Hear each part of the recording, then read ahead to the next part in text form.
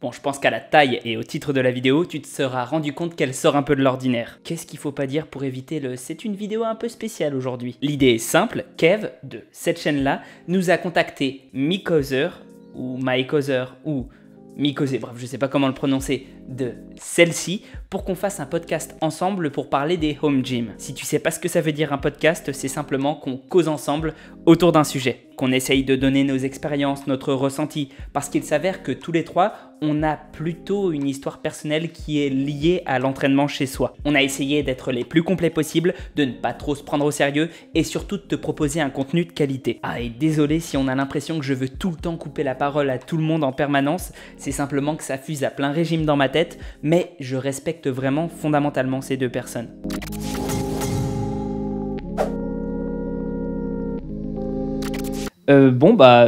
Salut tout le monde, c'est la première fois, non c'est peut-être pas la première fois, je l'ai peut-être fait une autre fois sur ma chaîne que je fais un format type podcast.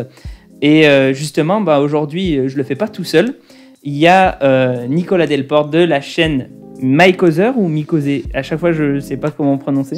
C'est selon l'esprit de chacun prononce comme il veut. Moi c'est Mikozer, je la prononce à la française, donc chacun comme il veut.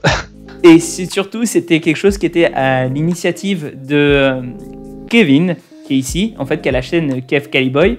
Et du coup, aujourd'hui on va parler de certains sujets du fitness, de ce qu'on en pense, de l'expérience de chacun, d'un peu plus peut-être du sport aussi, et surtout on va commencer par les home gym, parce que c'est un sujet qui nous réunit un peu nous trois, c'était un peu l'idée de base, puis on a dérivé, pour rien vous cacher, la semaine dernière on a fait un premier enregistrement, on s'est rendu compte qu'il y a eu des problèmes techniques, on n'a pas pu le publier, donc c'est pour ça que quelquefois, on va peut-être y faire référence, mais on va essayer de tout réexpliquer et d'être relativement exhaustif dans ce qu'on fait. Voilà. Et puis, je vous invite à vous présenter un peu plus en détail, parce que bon, moi, j'ai juste donné le nom de vos chaînes, mais finalement, pas plus que ça. Donc, je te laisse y aller, Kev. Ok, c'est parti. Moi, comme tu l'as dit, c'est Kevin. Ma chaîne YouTube, c'est Kev's Caliboy. Ça fait quoi, les 3 ans que je suis sur YouTube et 1 an que j'ai à peu près, augmenté mon nombre d'abonnés. On me connaît un petit peu et surtout pour mes épisodes de zapping en rapport avec le fit game. Je fais quand même pas mal de vues sur ces zappings par rapport à mes autres vidéos tuto muscu ou autres. Et voilà. Donc ça fait pas mal de temps que je pratique la muscu, j'ai pas mal de recul sur ça.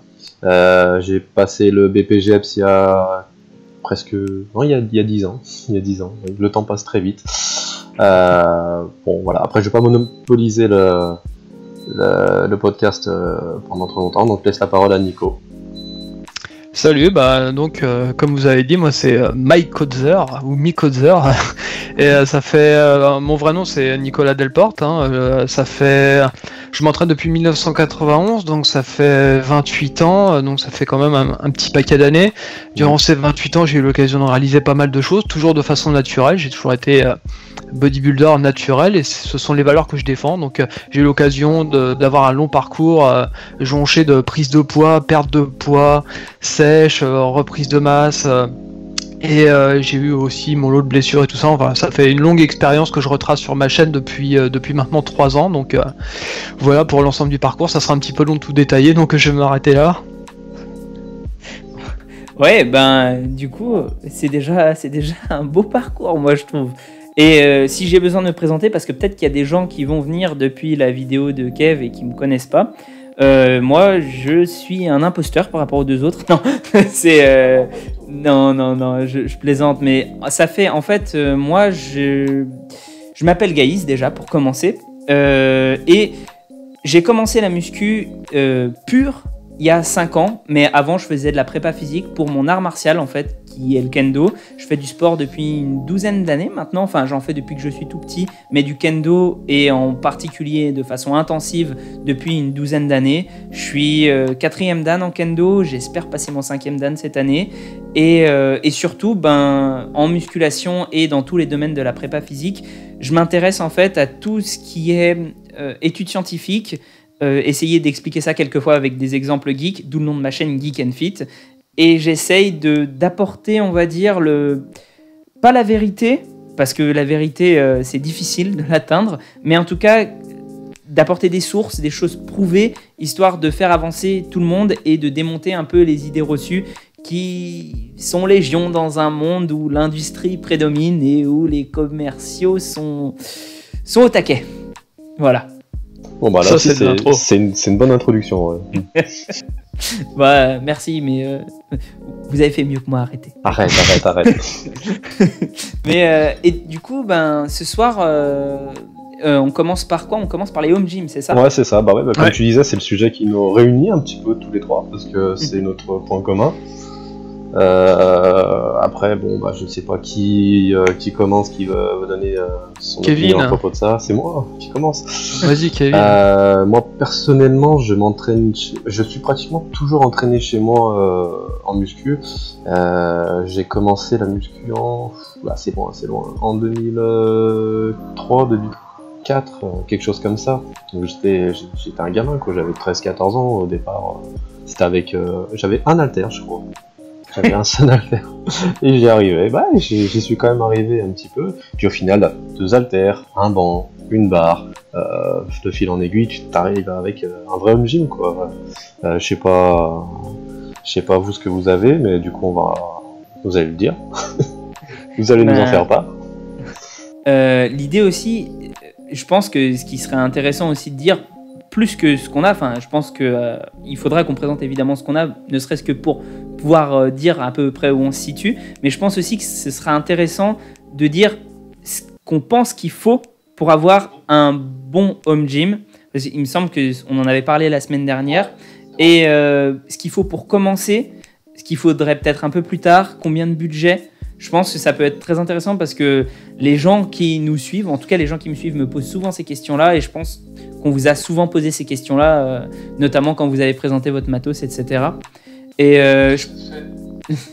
je pense que, à mon avis, Nicolas, c'est toi qui es peut-être le mieux placé pour commencer à parler de ce que tu penses être essentiel, parce que quand on voit la tête de ton home gym, ça fait pas rigoler. C'est sûr. Bah, le mieux placé, je sais pas. On va dire que mon home gym, j'ai commencé à diffuser sur ma chaîne grâce à ça, en fait, parce que avant d'avoir mon home gym, j'en ai rêvé pendant longtemps, mais avant, j'ai quand même plus de 20 ans de salle et 20 ans de travail essentiellement avec des barres et haltères, parce que moi, j'ai jamais eu accès à des salles super clinquantes avec des machines high-tech, donc j'ai eu accès qu'à des machines des années 60, 70 et 80 dans ma première salle, qui était ouverte depuis 1964, donc avec du vieux matos.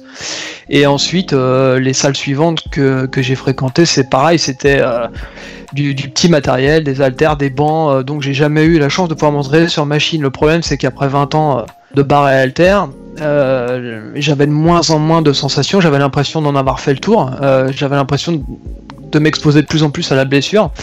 Et puis grâce à l'influence de Michael Gundil et de son fameux home gym qui fait rêver tout le monde, j'ai décidé, c'était en 2012, de commencer à m'orienter sur du matériel pour m'entraîner chez moi, parce que j'ai déménagé et j'ai un grand sous-sol qui me permet d'installer ce matériel, et j'ai décidé de m'orienter sur des machines, enfin une machine principalement. Donc comme vous avez pu le voir sur ma chaîne, pour ceux qui me connaissent, je l'ai présenté ce matériel en long, en large et en travers. Donc j'ai choisi la marque PowerTech pour acheter une machine principalement, parce que je trouvais que ça correspondait bien à mes besoins après 20 ans d'entraînement. Mais c'est pas forcément ce que je recommanderais à quelqu'un qui commence la musculation aujourd'hui, ou quelqu'un qui souhaite faire de la musculation chez lui, ou qui n'a que 3-4 ans d'entraînement. Donc cette machine, ça répond vraiment à un besoin spécifique à un moment de ma vie où j'ai besoin d'une certaine sécurité, de pouvoir pousser sans me préoccuper du placement de la barre, sans avoir à craindre une blessure pour un petit problème de placement. La machine, ça permet quand même un certain confort, même si on peut forcer plus que sur une barre à haltère, parce qu'on sait, sur une machine, on sait que si on reste coincé sous la partie développé couché, par exemple, on a juste à lâcher la barre et puis c'est bon, hein, alors que développé couché, quand on reste coincé sous la barre, on reste coincé sous la barre. Ça peut occasionner des problèmes, surtout quand on est à plus de 100 kg. Je crois que tout le monde a vécu ça au moins une fois dans sa vie, on se sent très seul. Donc Quand maintenant le squat, le soulevé de terre, le développé couché à la barre, pour moi c'est pas fini, mais on va dire que ça fait partie du passé. Maintenant, je préfère m'exprimer sur des machines où je peux charger tout en ayant la sécurité de me dire les risques de blessure sont diminués, même si ils existent toujours, hein, parce que ça, la musculation sans blessure, sans risque de blessure, ça n'existe pas. Donc, en plus de ça, la musculation, enfin, après on dit, je veux pas faire peur aux gens qui regardent, parce qu'on dit souvent que la musculation, ouais, plein de blessures, etc. Faut quand même se dire que oui, forcément, quand on fait une activité sportive, il y a des blessures qui peuvent apparaître. Ceci étant dit, quand elle est bien pratiquée, la musculation, elle est quand même source de bien moins de blessures que ce que les médias grand public veulent nous faire croire, quoi. On dit oh là là, de toute façon tu vas tout te péter, tu vas t'éclater les articulations. C'est peut-être presque l'inverse quand on voit que les seniors qui ont pratiqué de la muscu toute leur vie, ben, en règle générale, ce sont pas les petits, comment dire, ceux qui arrivent plus à bouger et qui ont de l'arthrose partout, quoi. La plupart du temps, ça les entretient plus que ce que ça leur fait de blessures. Juste préciser ça parce que sinon, je sais que toi tu le penses pas, mais je sais qu'il y a des gens qui derrière sont capables de mal interpréter entre guillemets ce que tu dis et c'est dommage. Bref, voilà, c'était la petite parenthèse, pardon. Mais c'est bien de le préciser parce que c'est vrai que dans les commentaires après t'as beaucoup de gens qui ont des expériences différentes et qui peuvent ne pas comprendre pourquoi on a choisi ceci ou cela.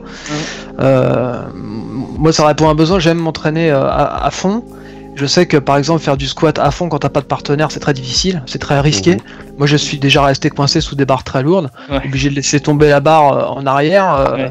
C'est risqué, le risque n'en vaut pas vraiment la peine. Et pareil au développé couché, j'ai jamais fait vraiment de soulevé de terre, mais je sais qu'il y a beaucoup de gens qui sont accros à ce mouvement. Moi je pense qu'aujourd'hui faire ça sur une machine, pouvoir charger et faire ça plus en sécurité, ça me permet de bien m'exprimer, de pas craindre en permanence, parce que quand on vieillit on est un petit peu plus fragile. J'ai 43 ans, donc quelqu'un qui a 20 ans il va pas penser de la même façon. C'est pour ça que j'encourage les gens qui débutent aujourd'hui à s'orienter vers du matériel plus classique, moins cher, parce que bon, ça m'a coûté bonbon, hein, c'est un rêve de gosse, donc je me suis fait plaisir, on n'a qu'une vie, hein, et par rapport à ça, comme le but de ce sujet, c'est de pouvoir conseiller aux gens de tout âge quel type de matériel, je pense que quand on commence, le mieux c'est d'aller au plus simple et de faire ses armes avec du matériel de base et puis éventuellement pouvoir faire évoluer. Alors on va détailler un petit peu le matériel. Je sais pas ce que vous avez comme matériel à disposition. Alors je pense que je vais te laisser parler, Kevin, parce que je sais que tu as tendance à t'effacer un petit peu, donc non, j'écoute, je m'efface pas. On sait même pas sur quoi tu t'entraînes, alors on voudrait savoir. Alors je vais faire une petite liste à peu près approximative de ce que j'ai comme matos à la maison. Bon, faut savoir que déjà mon home gym il se situe dans mon garage, voilà déjà. Pour situer un petit peu le truc et un petit peu la taille de la salle entre guillemets. Donc alors j'ai des haltères, hein, forcément. Je les compte pas parce que j'en ai quand même pas mal. J'ai 2 barres droites, j'ai une barre Z, j'ai un rack à squat, un vieux truc old school que j'ai récupéré, mais ça on y reviendra après sur les prix que ça peut engendrer un home gym. J'ai aussi une sorte d'appareil de chez Decathlon avec poulie haute, poulie basse, tu vois, vous voyez un petit peu le délire quoi. C'est pas le top qualité, mais ça m'a toujours été bien utile. À côté de ça, j'ai une barre à traction, puis plein de petits accessoires plus ou moins utiles comme alors je sais pas le nom que ça porte, mais je crois que c'est le Arm Blaster là qu'a utilisé Arnold là. Vous voyez ce que c'est pour les biceps, ça, j'ai dû l'utiliser 2 fois. C'est ce que Nassim disait dans une de ses vidéos, qu'il avait acheté un truc comme ça et que ça lui avait servi 3 fois et qu'il était très content de l'avoir acheté. Voilà, c'est un peu de la merde parce qu'au final le truc tu dois l'accrocher derrière le cou, donc t'as la barre qui s'appuie contre le truc derrière les bras quoi, et ça te fait pencher en avant la tête et c'est super désagréable parce que ça tire ta tête en avant. Au Ça te final, coupe pas la respiration devant? ça coupe pas la respiration, mais c'est dangereux en fait au niveau cervical, et puis c'est surtout très inconfortable. Voilà. Donc ça remplace pas la technique de se mettre s'appuyer contre un mur et de faire du super strict. Bon après voilà, c'est des petits gadgets, mais au niveau matos, je crois que j'ai dit l'essentiel quoi. Le rack à squat, un banc bien évidemment, ça je le précise pas. Et puis pas mal de poids, suffisamment pour ce que j'ai. Voilà. Ouais.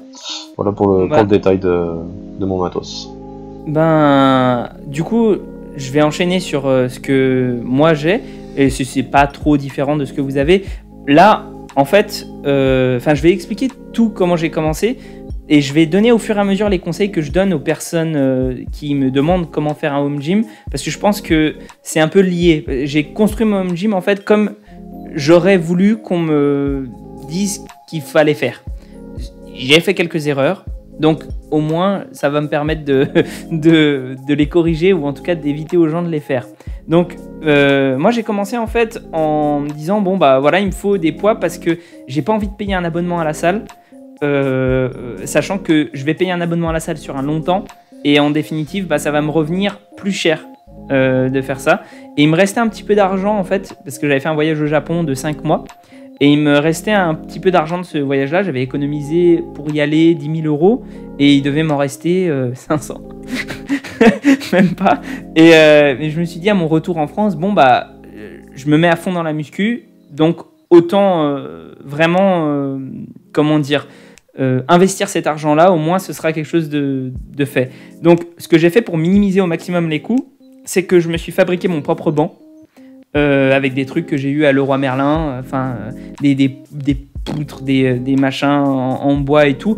Un banc qui m'a tenu pendant longtemps, hein, mais je l'ai déjà vu en photo sur ton Insta. D'ailleurs, si jamais tu peux insérer la photo de ce fameux banc, ça pourrait être sympa, quoi. Ouais, pour voir que forcément, comme tu dis, il n'y a pas forcément besoin de l'acheter, et que tu peux faire par toi-même quelque chose de... Je le mettrai, il n'y a pas de souci. De toute façon, je comptais insérer en fait au fur et à mesure les photos qu'on voit de vos équipements à vous aussi pendant que vous en parlez, histoire que ce soit un peu plus parlant pour les gens.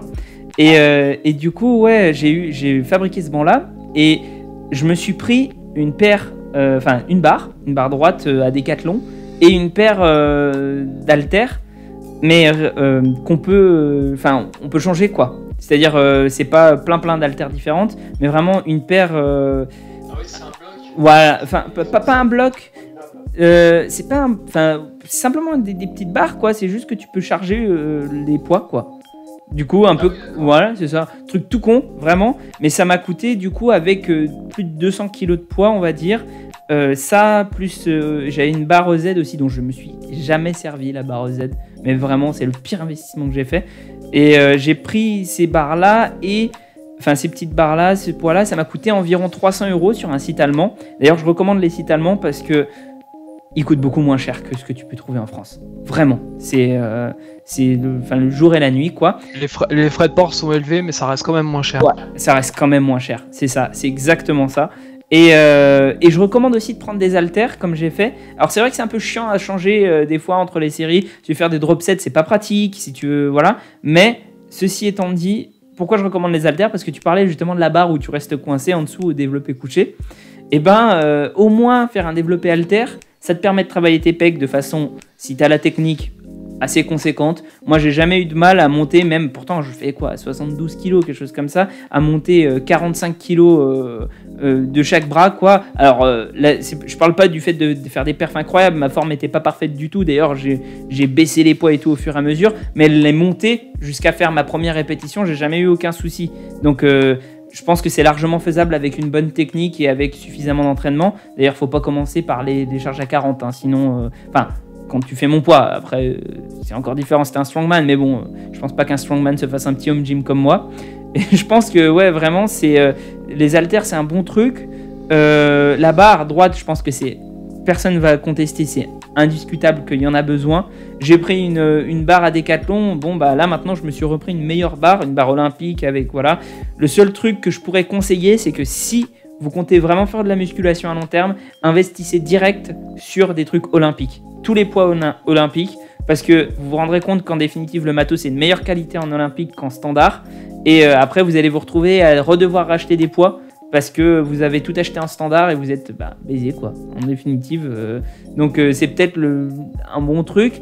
Et je pense aussi, mais ça, tu l'avais dit la dernière fois, et donc du coup, je te pique ton conseil, Nicolas, d'avoir un rack, c'est très important. Là, je suis en train de me monter mon home gym, mais de façon beaucoup plus conséquente, en fait, dans le nouvel appartement que j'ai là. C'est pour ça que c'est un peu tout pourri autour. Heureusement, il y a le flou, mais voilà, quoi.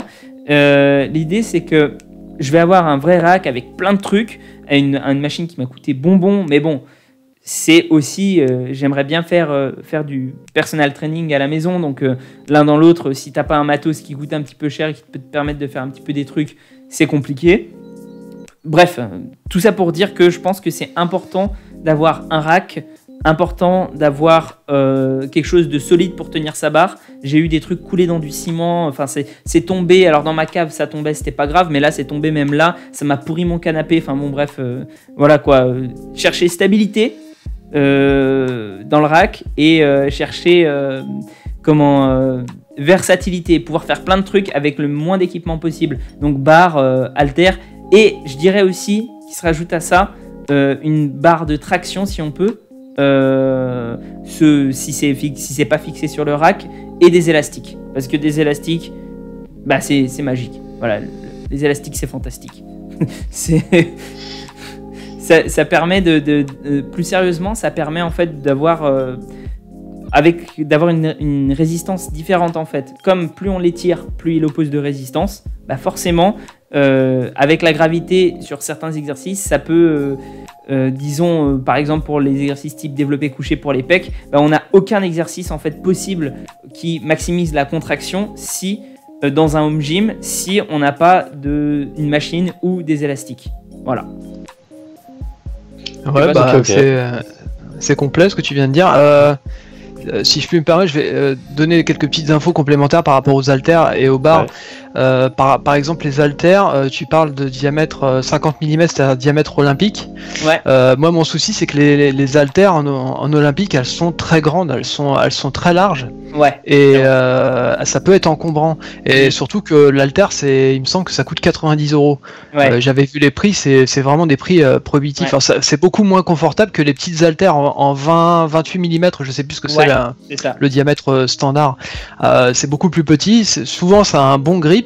Alors je sais que les gens qui veulent se faire un home gym, ils n'ont pas souvent un budget très élevé, mais il faut savoir que quand on se fait un home gym, c'est du matos qui est censé durer dans le temps et qu'on va utiliser pendant des années, donc il faut bien réfléchir à ça. Alors moi j'aurais tendance à conseiller de se faire une petite partie de poids en diamètre 28 mm et une grosse partie en 50 mm quand on en a la possibilité, parce que franchement les haltères en 90 à moins de pouvoir charger des haltères à 50 kg et plus, ce qui est pas souvent le cas quand on débute, c'est pas très confortable. Ouais, et d'ailleurs tu m'y fais penser là en disant ça, c'est qu'on peut réduire les frais considérablement d'acheter des poids en 28 le plus souvent en allant voir ne serait-ce que sur Le Bon Coin, parce qu'en fait il y a plein de gens. J'allais en parler ça dans le... vas-y, je te laisse le faire alors. Ouais. Continue, Non, vraiment je te laisse le faire, parce que si tu connais le truc mieux que moi, je pense. Ouais, mieux que toi, je le connais pas mieux que vous, mais le truc c'est que au final, moi je vais enchaîner directement sur la partie financière, sur les coûts d'un home gym, on va y aller direct. Moi je fonctionne beaucoup, on va dire que le 3/4 de mon matos c'est soit de la récupération, soit de l'achat d'occasion. Après j'ai très peu acheté d'occasion et très peu neuf, mais j'ai beaucoup fait de récup. Mais quand j'ai besoin de nouveaux poids, de nouvelles choses, mon réflexe c'est d'aller sur le Bon Coin, comme tu dis, parce que les prix, ça n'a rien à voir. Il faut savoir aussi une chose, qu'au niveau du neuf, quand j'ai commencé la muscu, j'ai dit c'était dans les années début des années 2000, le kilo de fonte était à, je crois, à peu près 1 € le kilo. Là, il est à combien? Il doit être à 2, facile. Ouais, facilement à 2. Ouais. T'imagines? Ça a doublé. C'est pour ça que là, je me suis mis à chercher de plus en plus d'occasions sur Le Bon Coin ou ailleurs, quoi. Mais puis en plus, un poids, je veux dire, c'est pas inusable, mais presque, quoi. C'est que un poids, bon, il peut être rouillé ou ça quoi que rouille, ce soit. voilà, au pire voilà. ça rouille. Ça m'est arrivé de leur refoutre un petit peu de bombe de peinture il y a quelques années, mais au pire du pire, ça rouille. Voilà. Mais sinon, Juste, c'est toujours Ça s'entretient, ça utilisable. s'entretient. Ouais, hein. ça s'entretient aussi. Non, mais je veux dire, quand on le retrouve sur le Bon Coin, les gens ne les entretiennent pas forcément et ça peut être rouillé. Ceci étant dit, moi, la seule chose que j'aurais tendance à dire, par expérience, parce que ça m'est arrivé, j'en ai acheté des poids sur le Bon Coin, faut juste faire bien attention à un truc quand on les intègre dans son home gym, c'est que il y a des variations en fait entre les marques de poids. Alors déjà entre les disques, il y a des variations suivant la même marque, mais même moi je me suis retrouvé avec des points de censément 10 kg quand on faisait 9,5.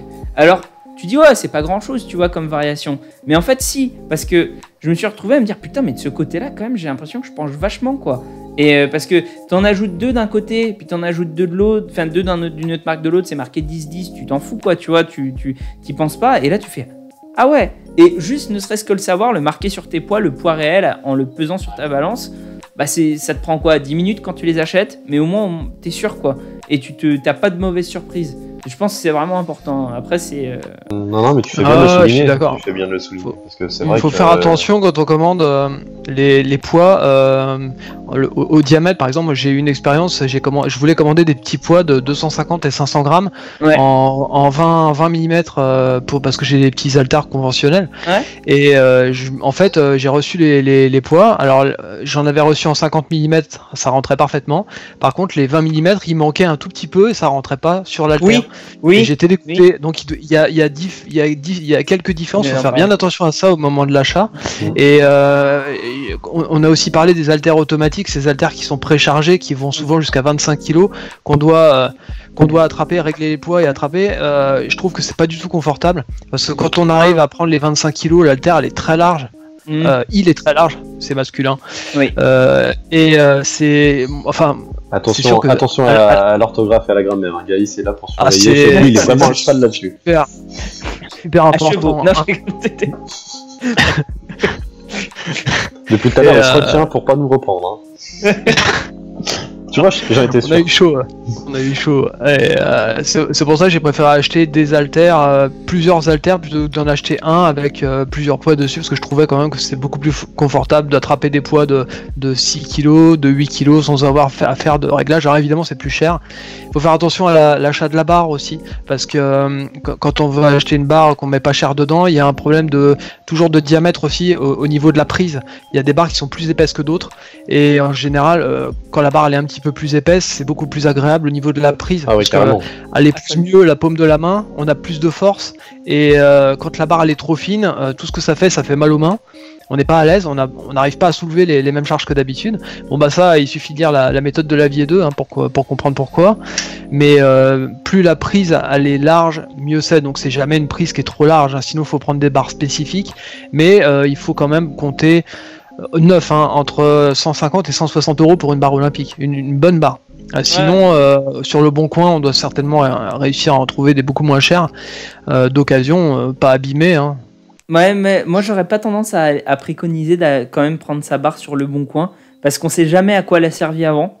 Et enfin, ça c'est pas faux par contre. Ouais. Je suis pas, sans parler de fétichisme bizarre, hein, mais juste de dire qu'elle a pu passer, elle a pu être usée de façon très très très très extensive, et puis bon, elle est en fin de vie, le gars il la balargue et il se fait un petit peu de blé avec ça, et tu le sais pas. Alors c'est très difficile d'user une barre, hein, on va pas se mentir non plus, mais autant les poids j'ai aucun problème avec ça, autant les barres je suis quand même plus réservé. Et au niveau juste du grip, de la taille du grip, comme tu disais, un truc très important aussi à prendre en compte, c'est que on parle pas forcément que à des hommes ici, et c'est vrai qu'il y a des diamètres standards pour les femmes et pour les hommes qui sont différents, et il faut faire bien gaffe, parce que si jamais il y en a dont c'est l'objectif d'être, je sais pas, comment on dit, haltérophile, voilà, haltérophile olympique, enfin des gens comme ça. Il y a vraiment des barres, des diamètres de barres standards. Il faut faire aussi attention au niveau des barres. Il y en a certaines qui ont des roulements, d'autres qui n'en ont pas. Donc c'est important de bien faire le distinguo, parce que les barres qui roulent et qui sont peut-être un peu plus flexibles sont plus utiles pour l'haltéro, et les barres qui sont un peu plus rigides sont plus utiles pour la muscu et le power. Sachant que maintenant ils font beaucoup, là j'ai commandé récemment du coup une barre parce que j'ai tout refait comme je disais dans mon home gym, et maintenant ce qui se fait beaucoup ce sont les barres CrossFit qui sont vraiment intermédiaires entre les deux, et c'est peut-être assez intéressant. Après il y a tout un système aussi des PSI, d'avoir, je sais, il me semble qu'on est pas mal aux alentours de, mais je vais dire une connerie, donc je mettrai le chiffre là, il me semble que qu'on commence à avoir une barre qui est pas mal quand on est au-dessus de 100 000 PSI. Je crois que c'est pound per square unit, mais non, c'est pas être ça. Inch, j'en sais rien. Franchement, j'en sais rien. Je mettrai aussi le truc, mais honnêtement, ce sont des détails auxquels il faut faire attention. Mais si j'ai un conseil, c'est exactement comme tu l'as dit, investir dans une bonne barre, quitte à investir un peu plus, parce que on voit sur les home gym là, américains, les mecs, ils ont 100 000 barres et tout. Il n'y a pas besoin de 100 000 barres, hein. Il y a besoin d'une bonne barre. Mais une qui soit bonne, pas 300. Avec un bon grip, parce que ouais. Je sais que dernièrement, je me suis entraîné dans une salle l'Orange Bleu, pas très loin de chez moi, juste pour le plaisir de faire un entraînement avec des potes. Et leur banc à développé couché, il a une barre olympique qui a un très mauvais grip. Dès que tu as les mains qui transpirent, dès que tu fais 3-4 répétitions, tu as les mains qui s'écartent. Et c'est très désagréable. Donc pareil, avec le système du roulement à billes, j'ai pas l'habitude. J'ai jamais eu l'habitude de pousser avec des barres à roulement à billes. J'ai toujours eu du truc vraiment pas bas de gamme, mais très conventionnel. Et bon, faut penser à tout ça. L'idéal, à la limite, c'est de pouvoir voir la barre avant de l'acheter, quand on a la possibilité de pouvoir la voir chez la personne qui la vend, éventuellement d'occasion. Ou c'est important, parce qu'après une barre qu'on a mal choisie, qu'on est obligé de revendre ou qu'on est obligé d'échanger, c'est de l'argent de perdu et du temps de perdu pour rien, quoi. Pareil pour le banc, le choix du banc. Le problème, c'est de penser éventuellement à ajouter des accessoires un jour. Le souci, c'est que les bancs qui permettent d'ajouter des accessoires, ils sont très chers. Enfin, moi, j'en ai vu un chez PowerTech. Il y a peut-être d'autres marques qui font, mais je sais que chez PowerTech, ils ont des accessoires. T'as le pec fly pour faire des écartés. Tu as le leg extension qui est pour moi indispensable, qui permet de faire les leg curls et les leg extensions. T'as le pupitre à biceps, et puis souvent tu peux aussi attacher une poulie. Enfin, je sais que chez eux ils font une poulie que tu peux accrocher sur les machines, mais le problème sur leur banc, c'est qu'il y a des poignées de chaque côté de l'assise pour te tenir pendant que tu fais les leg extensions. Le problème, c'est que tes poignets, quand tu fais du curl par exemple aux haltères, t'as de fortes chances que l'haltère elle se raccroche dans les poignets. Et là t'es dégoûté parce que ça te tue une série. Moi je ne supporte pas. Donc pour une qualité, t'as un gros défaut, quoi. Donc ça vaut mieux acheter un bon banc à la limite sans la possibilité de rajouter des accessoires. Je sais que sur des sites allemands, j'en ai vu un super de marque Barbarian, il coûte 299 €, il supporte 500 kg de poids. J'en ai parlé dans une vidéo où je détaillais le matériel de 2018.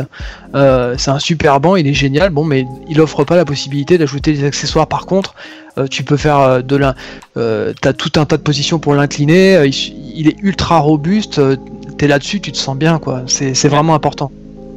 C'est vraiment important. Je pense que c'est important aussi. Oui, tu précisais aussi un truc au niveau du diamètre. Un truc important à savoir, c'est que les sites allemands sur lesquels je suis allé ont un diamètre genre de barre de 30 mm, et en France, le diamètre genre de Décathlon, il est à 28. Ça, faut faire gaffe. Ouais. Ça, faut faire gaffe. J'y repensais parce que je veux éviter aux gens de se faire niquer là-dessus, on va dire. C'est que vraiment, c'est un truc où tu vas chez Decathlon, tu dis je prends mes petits poids et tout. J'ai dû poncer l'intérieur de mes poids, quoi. Ça m'a saoulé. Mais bon, après, c'est beaucoup de débrouille, hein, home gym. Hein. On le dit. Enfin, tu l'as bien dit, oui, Kev. J'ai dit, moi, c'est essentiellement de la débrouille. Hein. C'est ça. Les 3/4, voire même les 90% de mon home gym, c'est de la débrouille, parce que entre le rack à squat, c'est un truc de salle, hein, que j'ai récupéré. Je l'ai pas payé, je l'ai récupéré là où je travaille, dans le lycée où je travaille. Voilà. Voilà, tu vois, ça c'est des trucs, ça vaudrait encore. Le truc il a 20 ans, ça vaudrait encore peut-être 300-400 € si je l'avais cherché sur le bon coin. La poulie, l'appareil Decathlon multifonction, je l'ai acheté, j'ai payé McDo à mon pote et il me l'a donné parce qu'il ne la voulait plus. Voilà. Sympa. Au final, c'est pareil, ça, c'est quelque chose qui va valoir peut-être, je sais pas, 250-300 € neuf. Bon, bah maintenant ça vaut plus rien parce que c'est un vieux modèle. D'ailleurs, bientôt il va falloir que je change les câbles, mais pour dire, ça fait. Mais comment ça, c'est la fin? Vous aviez l'air d'être en plein milieu d'un truc pourtant. Eh bien oui, c'est exactement le cas. Mais la suite de la vidéo, c'est sur la chaîne de Kev que ça se passe. Ça n'est que justice, au départ, c'est son idée. Puis ça vous donne l'occasion de le découvrir. On se retrouve tout de suite là-bas. Et sur ce, n'oublie quand même pas de liker, partager, commenter, aller voir mon Insta, mon Utip, mon Tipeee, mon Discord. Parce que, si la vidéo est populaire, on en refera plus vite et plus souvent. N'hésite pas à me donner aussi ton avis en commentaire, ça compte.